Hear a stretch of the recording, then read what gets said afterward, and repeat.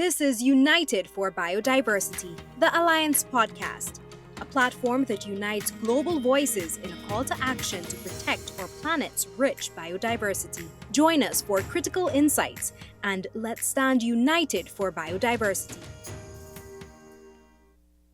Welcome to this week's episode of United for Biodiversity, the Alliance podcast. I am your host, Kiana Wilberg. Today, we place the spotlight on how protecting nature can help build a more stable, sustainable, and democratic world. Joining us for this important discussion today is former U.S. Senator Russ Feingold. Senator Feingold, thank you so much for joining us today. Kiana, it's a pleasure, and I'm going to be coming down to Guyana for the President Ali's conference in a couple of weeks. I'm extremely excited because I've never been to your country before. I know it's one of the greatest biodiverse places in the world, and you give the President a lot of credit for convening this. So I'm excited to meet you, excited to come to your country. Thank you so much, sir, and we look forward to the opportunity to welcome you to our country. So, Senator Feingold, I want to jump straight into our discussion because you have a wealth of experience and knowledge, and we're excited to hear your thoughts on a number of issues today. So, starting off, Senator Feingold, your career has taken you from the U.S. Senate to many different parts of the world, and you've had the opportunity to understand deeply the importance of the protection of biodiversity and also seeing countries that are deeply affected by conflict and governance challenges. When you reflect on those experiences, what are your thoughts on how natural assets and specifically biodiversity assets are being protected today? Well, I'd say that, for so many centuries, maybe thousands of years, this wasn't taken seriously. And for centuries, it was not just neglect, but abuse and exploitation of natural resources and nature, particularly during the colonization of a good part of the world. And as a result, a lot of damage has been done. We've lost an enormous amount of species and natural areas. But the fight back on this has begun. Back in 1992, the Convention on Biodiversity was approved by the United Nations. It's gone into effect. And the group that I work with, that we're coming with a delegation to Guyana, is the Campaign for Nature. We're trying to help the world achieve the goal of protecting 30% of the land and 30% of the water on the planet by 2030. So we call it 30 by 30.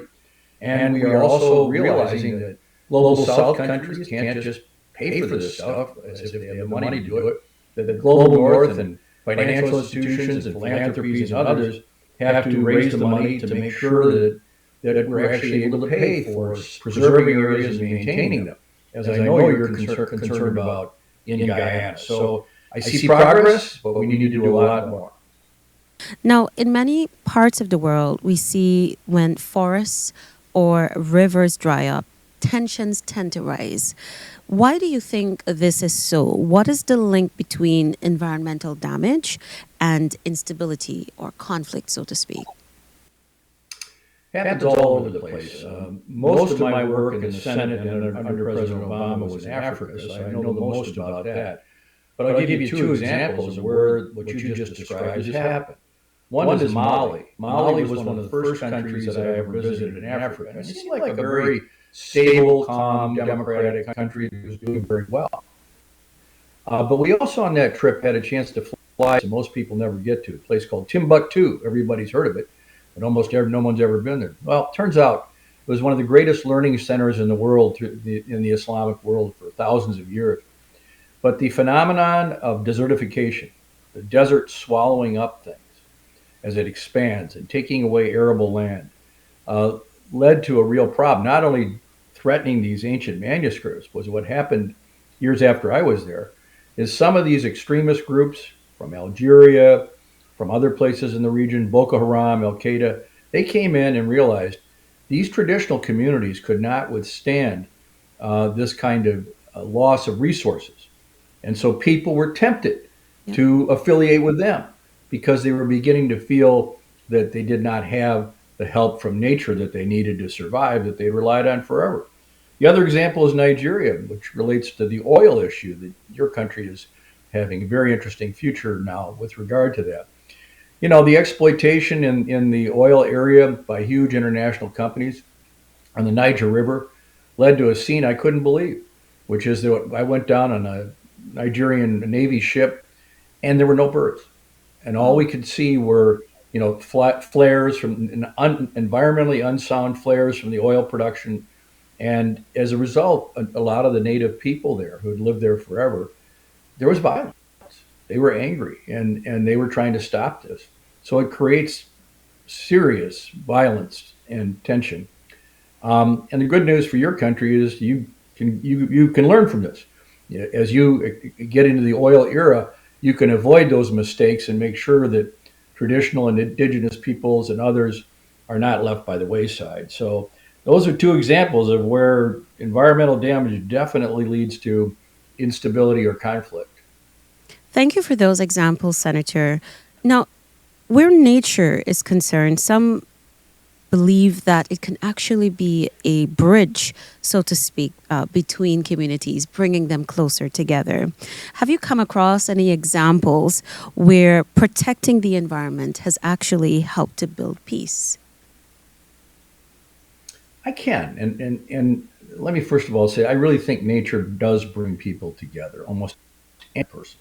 Whatever tensions we have with the Russians or Chinese or whoever it might be, people tend to love nature in their own country and internationally. And so it is an area of common ground. We saw that the panda bears were, the pandas were the ones that helped make it possible for China and the United States to have a relationship, for example. And so a great example is when I was appointed by President Obama to be the special envoy to the Great Lakes region of Africa, which was basically the terrible violent conflict that's gone on and off for many years on the eastern part of Congo. And it's called the Great Lakes region because there are five or so very historic lakes. And, there was this awful, horrible war going on where 10 or 20 million people were being killed, 50 armed groups. It was miserable. And so what I thought is we did succeed in trying to get a ceasefire. We had peace for about 10 years and it came undone, but for about 10 years. But while I was there, I thought, wait a minute, what brings these people together? What could get them to stop exploiting each other? Well, cooperation about these lakes. And so the United States and Canada, we did something we called the Great Lakes to Great Lakes Gathering on Lake Tanganyika, which is one of the biggest lakes in the world. And so we had the experts from Africa and the United States and Canada, and we all said, this is something we can all agree on. It was a completely peaceful meeting. It was a meeting where we were basically talking about what would be the peace dividend if we stopped the fighting. And so that was where nature definitely was coming into play, as an example. Thank you so much for that perspective, Senator. Now, where peace building is concerned, I know you've done a lot of this during your career, very distinguished as well. Would you say that enough attention is being paid to environmental issues, or is there still a missing piece? Yeah, there's two things going on. One is the very unfortunate attack by some, frankly, including the government of the United States, on the climate issue. Almost every country in the world understands that there is a climate crisis and takes it seriously. So that has damaged not only the climate issue, but the nature issue. But a lot of people see the nature issue as separate. It's not entirely separate. But, a lot of people, conservatives, liberals, others, they're very comfortable with the nature issue. And so I would say on that one, the trend is positive.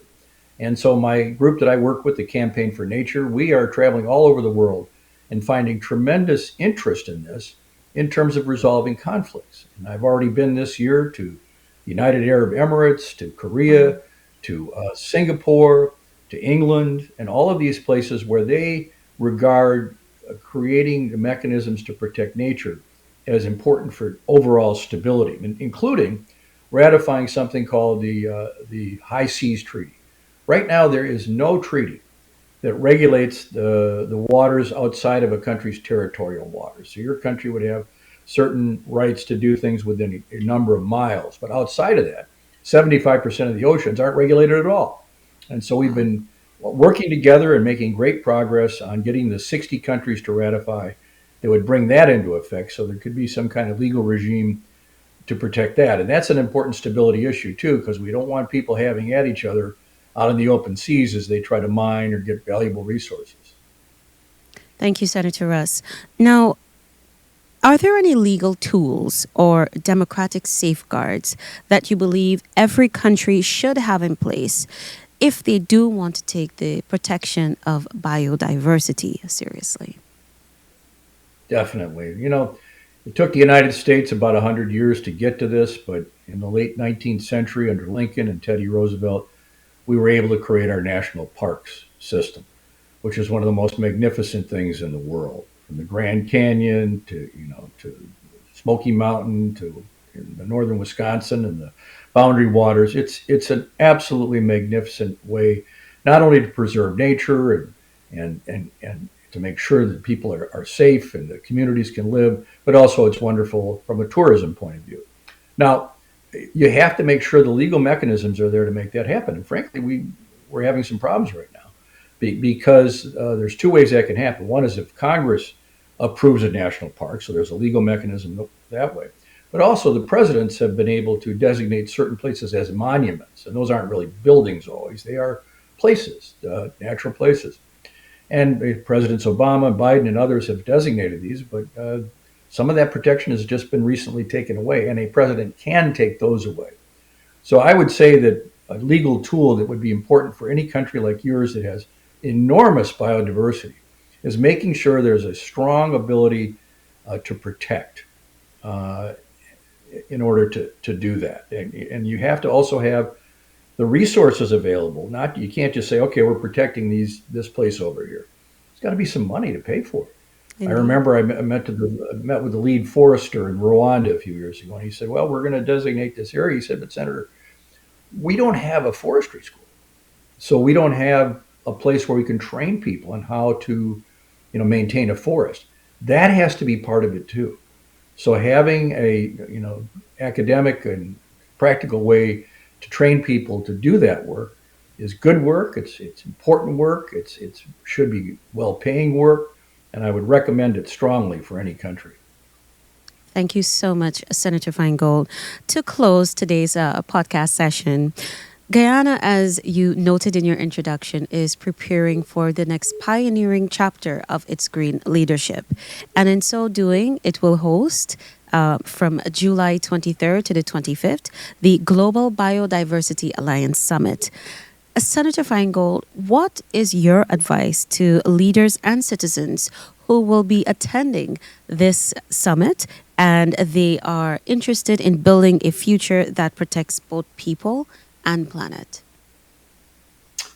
Well, first of all, let me say I don't really see myself, Kiana, as the one giving advice. I'm the one that's going to learn. I'm excited to learn about Guyana. I'm excited to learn about what the challenges you're facing and the exciting opportunities you have. So from that point of view, I'm coming there I feel very privileged to learn and see what's going on. But my advice would be that, you have to do whatever you can up front to avoid the mistakes of the past of deforestation and environmental damage to the water and other things can occur as development occurs. You don't want your country to become one of those places that's called a place that has a resource curse. They often talk about Congo that way. It has the most amazing minerals and resources in the world. But because of the lack of concern and pressure to make sure that colonial governments didn't exploit it, as a result, the resource becomes a curse instead of a blessing. And what we wish for Guyana is that the discovery of oil becomes a blessing and not a curse. Thank you so much, Senator Feingold. This has certainly been an enriching discussion, and your perspectives have truly taken the discussion even further. So thank you once again for participating in today's podcast.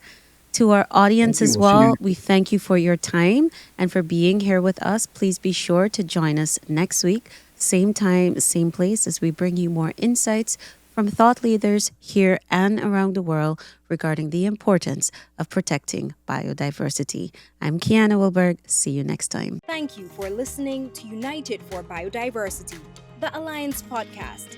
Be sure to follow us for more insightful episodes on our Spotify, LinkedIn, and Facebook accounts.